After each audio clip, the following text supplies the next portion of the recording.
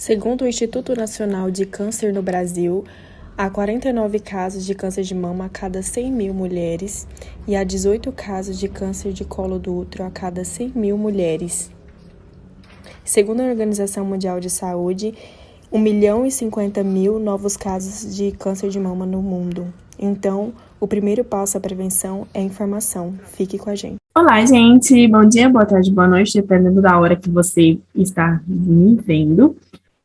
Hoje eu vim aqui para dar início à apresentação da disciplina de Patologia Humana e Citologia Clínica, na qual o meu grupo ficou a Giovanna Ribeiro, a Iane Lima e a Rafaela Polo.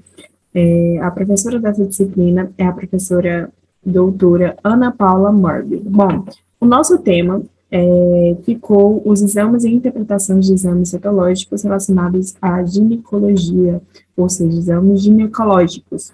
Então, vamos estar falando um pouquinho mais da saúde da mulher. Bom, esses diagnósticos, eles são de extrema importância, porque eles nos permitem fazer alguns diagnósticos precoces ou prevenir vários tipos de doenças infecciosas ou até mesmo câncer. Por exemplo, o câncer de mama, que é um dos mais frequentes hoje entre as mulheres, inclusive com maior taxa de mortalidade. Bom, então, é indicado você ir no ginecologista, né, geralmente uma vez por ano, e de início após a sua primeira menstruação. Bom, como que vai se proceder, quais exames o médico vai pedir?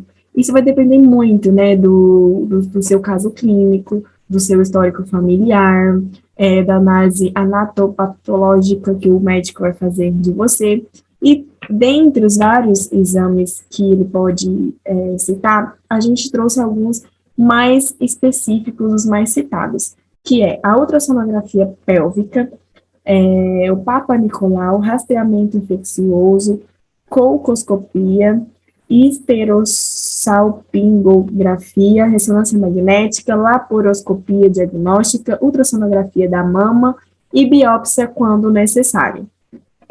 Bom, a gente queria estar falando um pouquinho de todos, mas como o nosso tempo é limitado, vamos falar especificamente de alguns mais citados. A ultrassonografia pélvica, ela é uma das mais pedidas entre os médicos, porque ele nos permite ver o útero, as trompas uterinas, os ovários, o colo do útero, através da ultrassonografia, né, de imagem. Então, a pessoa tem que ingerir bastante água para permitir uma melhor visualização desses órgãos. Então, como ele é feito, né, ele é uma forma não invasiva, ou seja, não dolorosa também, e é conhecido como transabdominal.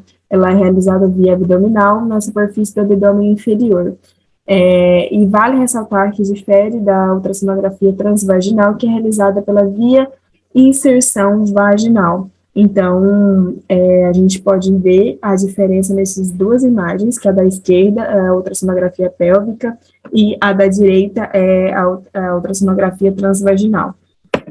Bom, o Papa Nicolau a gente trouxe porque vale ressaltar que ele é um dos mais importantes para detectar o câncer do colo de útero, que é um câncer bastante visto entre a população. Bom, como ele é feito, né? Então, se faz uma raspagem do colo do útero e a amostra coletada é enviada para um laboratório que vai fazer a análise adequada.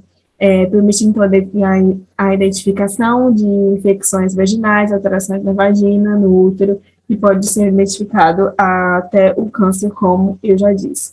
Esse exame ele não dói, porém ele causa um desconforto, né? Porque o processo da raspagem, querendo ou não, é desconfortável. A ultrassonografia de mama é outro exame de bastante relevância, porque ele também diz muito a correlação com o câncer de mama.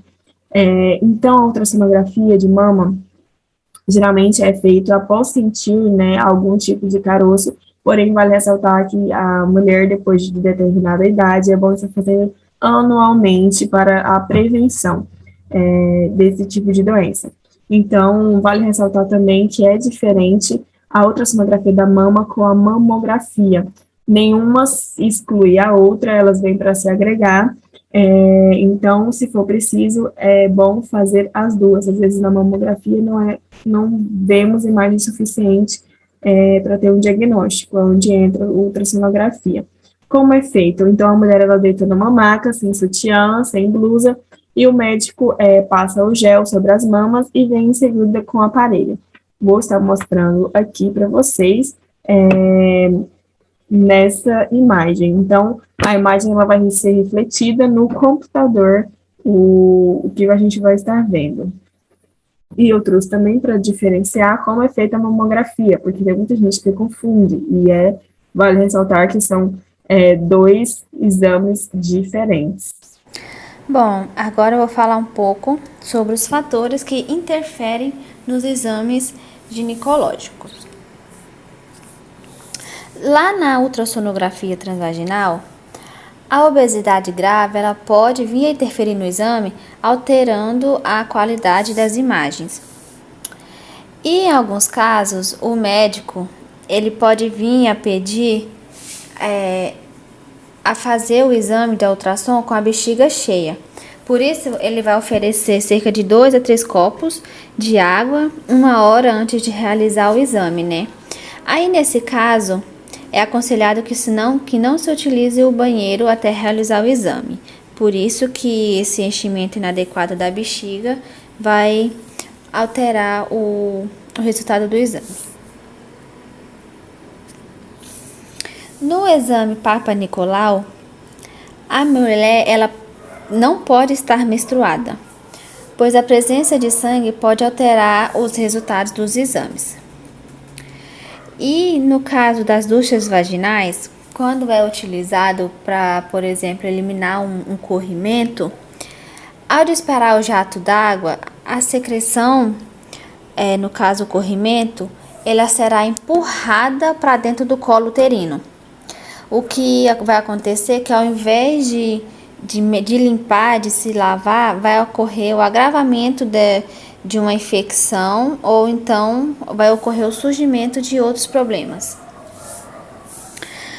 Também não se pode fazer o uso de cremes intravaginais num período de 48 horas antes de realizar o exame, e esse período também vale para a ducha vaginal. Também não pode ter relação sexual mesmo com preservativo, porque com os fluidos do parceiro, ou mesmo com o uso de lubrificantes ou de outros produtos usados na relação, eles são capazes de alterar o resultado do exame. Por isso, visto que eles ficam acumulados lá no colo uterino até a hora de fazer a coleta do exame. E também não se deve fazer o uso de medicamentos vaginais e nem anticoncepcionais vaginais. E aqui na imagem eu tenho a demonstração de um anticoncepcional vaginal, que é o anel vaginal.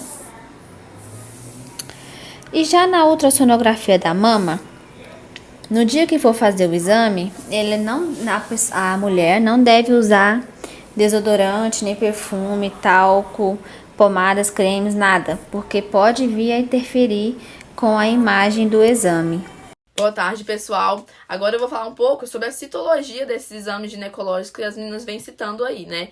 Então, começando pelo Papa Nicolau, a gente tem aqui um corte citológico do colo do útero, né? Sem alterações, com tudo normal. Então, a gente tem aqui células epiteliais de tamanho normal, com o núcleo também de tamanho normal, não tem uma multiplicação exacerbada. Então, a gente tem tudo ok aqui. A única coisa que se altera aqui, que vocês podem achar estranho, é as colorações diferentes. Mas isso se dá porque se usam 2 corantes, um com caráter ácido e outro com caráter básico, e um tem afinidade com o núcleo, com a hematoxilina do núcleo das células, e o outro tem afinidade com células queratinizadas. Então, por isso que dão essas cores diferentes nas células. Mas esse aqui é um corte histológico de um útero saudável. Então aqui a gente tem um corte citológico de um colo do útero já alterado, né? Então a gente consegue observar células com núcleos maiores, de tamanhos diferentes, algumas maiores, outras menores. E a partir da avaliação desse corte citológico que a gente consegue dar o diagnóstico para o paciente, né? Se ele tem alguma alteração nas celulares, né? Ou não. Mas também isso pode estar levando a falsos positivos ou falsos negativos. Porque a gente pode estar avaliando essa lâmina de forma errada, né? E aí falar para um paciente que não tem uma doença que ele tem, ou falar para o paciente que tem a doença que ele não tem. E aí o paciente que tem a doença e a gente fala que não tem, ele vai fazer o quê? Não vai tratar, então ele vai levar a uma piora. E aquele que não tem a doença e a gente diagnostica que tem, vai estar tratando uma coisa que ele não tem e também vai levar a problemas futuros, né? Então aqui eu trouxe essa imagem para ficar mais didático para vocês, como que seria um útero saudável e a sua histologia, né? Como eu mostrei para vocês aqui, vocês conseguem enxergar que tem células coradas de cor vermelha ou outra azul, que é aquele fator que eu expliquei para vocês. E aí, conforme vai lesionando esse útero, né, por infecção, por HPV, por exemplo, a gente tem essas alterações celulares, né, até chegar num possível câncer. Então, pessoal, também nessa parte de exames ginecológicos, a gente avalia a citologia também dos tecidos mamários, né, para possível diagnóstico de câncer de mama. Então, a gente tem aqui um tecido mamário saudável, com todas as suas estruturas que o compõem. Então, a gente tem os acinos, o estroma interlobular e o intralobular, e tudo que compõe aqui. Esse aqui é um corte citológico saudável. E eu vou mostrar para vocês agora um alterado. Então, pessoal, aqui a gente já tem um corte citológico do tecido mamário com alterações. Então, aqui a gente tem aqui o lóbulo mamário e aqui ao lado, olha só, um carcinoma invasivo. Então, é a partir dessa análise citológica que a gente consegue passar o diagnóstico para o paciente e para ela começar, então, um tratamento. Olá! Aqui quem fala é ela, a Vatina. Tá passada? Pois bem, estou aqui hoje para falar com vocês sobre a importância da realização do exame de Papa Nicolau. Exclamação, exclamação, exclamação. Sabemos que esse exame ele é oferecido pelo SUS e cerca de 20% das mulheres nunca realizaram esse exame. Por quê? Interrogação, interrogação, interrogação. Pois é, baby. A sociedade ainda trata a sexualidade feminina como um tabu, fazendo com que muitas mulheres não procurem o centro de assistência médica. Essa não adesão ao exame faz com que cerca de 530 mil novos casos de câncer de colo do útero apareçam ao redor do mundo. E o não tratamento faz com que cerca de 260 mil mulheres morram devido a essa doença. No Brasil, em média 16 mil mulheres morrem devido ao câncer de colo de útero. Nesse exame, ainda é possível detectar alterações epiteliais que surgem devido a ISTs, que são as infecções sexualmente transmissíveis, como no caso do HPV. Sabemos que o HPV, se não tratado, pode levar a feridas no colo do útero, conhecidas como cancro. É importante lembrar que não somente o diagnóstico do corte citológico do Papa Nicolau com essas alterações epiteliais deve ser levado em consideração. No caso do HPV, por exemplo, há as alterações epiteliais bem nítidas, né, com os núcleos, as células mais espessas e um multiplicado de células muito grande, porém, o diagnóstico preciso ele deve ser feito com uma maior realização de exames, como biópsias.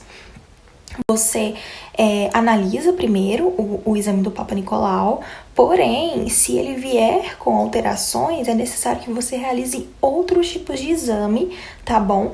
Para que não haja um falso positivo, por exemplo. Então, baby, para você nunca esquecer e nunca deixar de realizar o exame, anota aí na sua agenda. Ele é um exame indolor com apenas um leve incômodo, mas que se você ficar relaxada, você não vai sentir nadinha. É um exame de extrema importância que deve ser feito anualmente. Procure seu médico, se cuide, previna-se. Beijos, Vatina! Essas são nossas referências bibliográficas e muito obrigada.